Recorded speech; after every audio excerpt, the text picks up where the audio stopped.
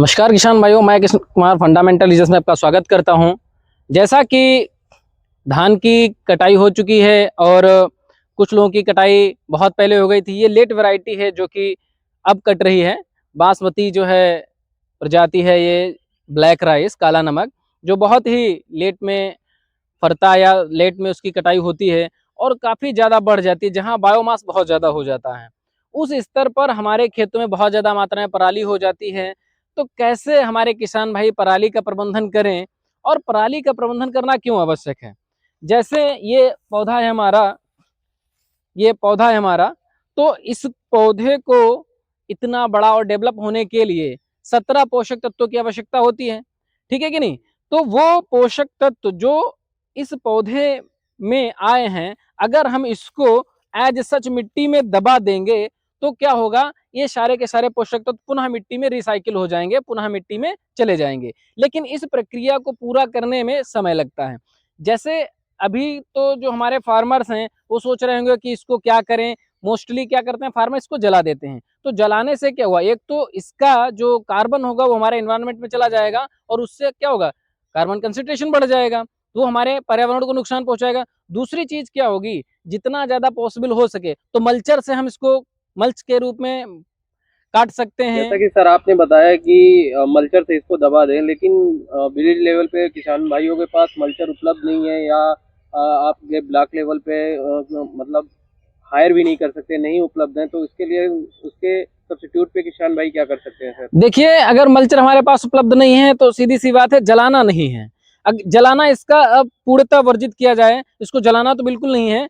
देखिए, अगर हम कुछ नहीं कर सकते हैं तो सीधा सीधा क्या है, हमारे किसान भाई इसमें अगर नमी नहीं है उस दशा में क्या करें, खेत में पानी भर दें और पानी भरने के बाद जो 25 किलोग्राम प्रति एकड़ के हिसाब से हम इसमें यूरिया डाल दें।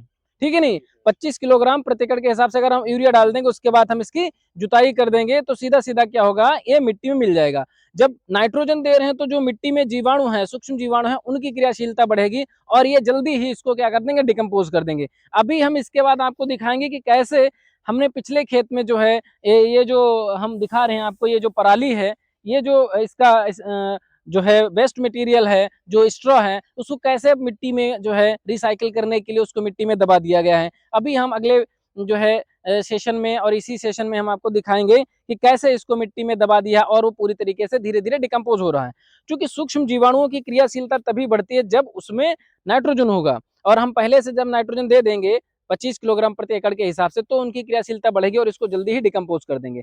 और हमारे किसान भाई, धान की कटाई के बाद क्या क्या खेत में करना चाहिए। देखो, सबसे पहली बात तो यह है कि जब धान क्या है, बहुत ज्यादा मात्रा में न्यूट्रिएंट को एग्जॉस्ट करता है, तो उस दशा में न्यूट्रिएंट को अपटेक कर लेता है, उड़ा देता है, तो उस दशा में क्या करना चाहिए, हमें जैविक खाद का उपयोग करना चाहिए, चाहे वो वर्मी कंपोस्ट हो या गोबर की खाद हो। और गोबर की खाद जो है पूर्णतः सड़ी हुई खाद होनी चाहिए, तभी उसका प्रयोग करना चाहिए, क्योंकि यहाँ पर समय कम मिलता है। जैसे हमें कोई फसल बोनी है तो वहां आगे क्या होगा, टेम्परेचर बहुत कम हो जाएगा, तो टेम्परेचर कम होने से उसको जो सड़ने की जो प्रक्रिया है, उसकी जो कन्वर्सेशन की प्रक्रिया है, कन्वर्ट होने की, वो प्रक्रिया बहुत धीमी हो जाएगी। तो उस दशा में जो पोषक तत्वों की उपलब्धता होगी हमारी फसलों में वो कम हो जाएगी। इसलिए हमें पूर्णतः सड़ी हुई गोबर की खाद का ही उपयोग करना है। तीसरी चीज है, हमें बायो फर्टिलाइजर का उपयोग करना है अपने पोषक तत्वों की उपलब्धता को बढ़ाने के लिए। आप जो है एजोटोबैक्टर का उपयोग कर सकते हो, किसी भी फसल में कर सकते हैं, जितनी भी खाद्यान्न फसलें उसमें आप प्रयोग कर सकते हैं। दलहनी फसलों में आप राजोबियम कल्चर का उपयोग करें, साथ ही साथ पीएसबी का भी आप उपयोग कर सकते हैं, फास्फोरस सोल्वेजाइनिंग बैक्टीरिया। हमारे खेतों में फास्फोरस होती तो है, लेकिन वो अनअवेलेबल फॉर्म में होती है, जिसे पौधे उपलब्ध नहीं कर पाते हैं। तो फास्फोरस सोल्वलाइजिंग बैक्टीरिया या पीएसबी का जब हम उपयोग करेंगे तो उससे क्या होगा, हमारी फसलों में फास्फोरस की उपलब्धता बढ़ेगी, जिससे कि हमें फास्फोरस कम देना पड़ेगा। तो अगले खेत में हम दिखाते हैं आपको, आइए दिखाते हैं कि क्या। जैसा कि सर ने बताया था कि अभी हम लोग ने फसल अवशेष प्रबंधन इस खेत पे किया, तो देख सकते हैं किसी भी प्रकार का इसमें अवशेष नहीं बचा है, कुछ ही बचा है। तो सर बताएंगे किसान भाइयों को इसमें किस प्रकार के यंत्रों का प्रयोग करके फसल अवशेष प्रबंधन किया गया है। देखिए, इसकी जो है हार्वेस्टिंग दीपावली से पहले हो गई थी और उससे पहले भी हो गई, कम से कम 20 दिन इसकी कटाई को हो गए हैं। तो आप देख रहे हैं कि ये जो ऊपर ऊपर रह गया है, ठीक है कि नहीं, ये जो ऊपर ऊपर है, जो मिट्टी से कवर्ड नहीं है, जो मिट्टी से ढका हुआ नहीं है, वही आपको फसल अवशेष दिखाई दे रहा है। बाद बाकी आप देखिए, यहाँ कहीं भी आपको फसल अवशेष नहीं दिखाई दे रहा है, ये सब यहाँ कहीं फसल अवशेष नहीं दिखाई दे रहा है। इसका मतलब ही यही है कि जो कोई भी फसल अवशेष मिट्टी में दब जाएगा तो वो सूक्ष्म जीवाणुओं के द्वारा उसको विघटित करने की जो प्रक्रिया है, सड़ाने की प्रक्रिया है, वो चालू हो जाएगी। तो अभी अगर इसमें हमने एक बार जो है हैरो से जुताई की, 2 बार है, जिससे क्या हुआ, जो हमारा फसल अवशेष होता है वो कट जाता है पूरी तरीके से।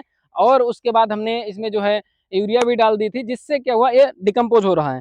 ये जो कुछ अवशेष है जो ऊपर रह रहा है, लेकिन ऊपर के साथ साथ आप देखिए, यहाँ देख सकते हैं, यहाँ जो नीचे अवशेष पड़ा हुआ है ये अपना रंग बदल रहा है, ठीक है कि नहीं। इसका मतलब ये है कि ये धीरे धीरे इसमें भी डिकम्पोजिशन की प्रक्रिया शुरू है और ये धीरे धीरे डिकम्पोज हो जाएगा। तो अगर कहीं ऐसी अवस्था दिख रही है तो हमें फर्दर एक जुताई हल्की कर देनी चाहिए, जिससे क्या होगा, कंप्लीटली जो है पूरी तरीके से फसल अवशेष हमारी मृदा में मिल जाए और जल्दी ही ये डिकम्पोजिशन की प्रक्रिया ये पूरी हो जाए। क्योंकि जो विघटन की प्रक्रिया है ये तापमान पर बहुत ज्यादा निर्भर करती है। अगर सुटेबल तापमान नहीं है तो उस दशा में क्या होगा, सूक्ष्म जीवाणु सक्रिय रूप से काम नहीं कर पाते हैं और उनका जो विघटन की प्रक्रिया वो धीमे हो जाती है। इसलिए किसान भाइयों को रिकमेंड किया जाता है कि इसमें 25 केजी पर एकड़ के हिसाब से यूरिया का उपयोग करना चाहिए। बिल्कुल सक्रियता है वो काफी तेज हो जाए। बिल्कुल बिल्कुल। तो हमारे किसान भाई देख सकते हैं, आपसे दिखाइए किसान भाइयों को, इसमें धान की जो है पराली थी, जो कि हमें दिखाई नहीं दे रही है कि कहीं पर भी धान की पराली है। तो हमारे फार्मर्स जो है इसी प्रकार से उपयोग कर सकते हैं। हमें 1-2 जुताई की आवश्यकता जरूर पड़ती है, जिससे हमें एक्स्ट्रा जो है कॉस्ट लगानी पड़ती है, जिसका हमें कोई इनिशियल बेनिफिट नहीं मिलता है। लेकिन हमारी सॉइल में क्या होता है, अगली फसल के लिए जो फसल अवशेष है वो एक कार्बनिक पदार्थ के रूप में हमारी मिट्टी में कंजर्व हो जाता है, संरक्षित हो जाता है, जो हमारी अगली फसल के लिए उपयोगी होता है। तो हमारे फार्मर जितने भी देख रहे हैं इस वीडियोस को, तो इस प्रकार से अपने खेत की पराली का प्रबंधन कर सकते हैं। और आप सबसे बहुत विनम्र निवेदन है, अपील करते हैं कि कभी भी पराली को जलाएं नहीं। आप खेत से बाहर उसको दूसरे तरीके से जो है गड्ढे में डाल दें, मिट्टी से दबा दें, लेयर नहीं, क्योंकि जलाने से हमारा पर्यावरण प्रदूषित हो रहा है, तो उसको ध्यान में रखें। बिल्कुल, किसान भाइयों को बताना चाहिए, इसमें सरकार भी काफी अहम भूमिका निभा रही है, बिल्कुल। किसानों को जागरूक कर रही है, उसके लिए उसमें कुछ ना कुछ उनको वो लगा मतलब कहने का मतलब सब्सिडीज दे रही है, सब्सिडीज दे रही है। और साथ ही साथ अगर आप बहुत ज्यादा फिर जलाते हैं तो उसके लिए उसमें कुछ दंड के प्रावधान भी हैं, आपको जो है जुर्माना लगाया जा रहा है। तो इस हिसाब से जो आपकी जो किसान निधि आ रही है उसको भी समाप्त कर सकता है सरकार। तो इसलिए किसान भाइयों को ध्यान देना चाहिए कि इसमें किसी भी प्रकार का अवशेष कुछ जलाए नहीं। बिल्कुल बिल्कुल सर, बिल्कुल। तो हमारे किसान भाई आशा करते हैं इस जानकारी से लाभान्वित होंगे, और ऐसी जानकारी के लिए हमारे चैनल को सब्सक्राइब कर लें और अपने सुझाव अवश्य भेजें, कमेंट बॉक्स में जरूर बताएं। धन्यवाद।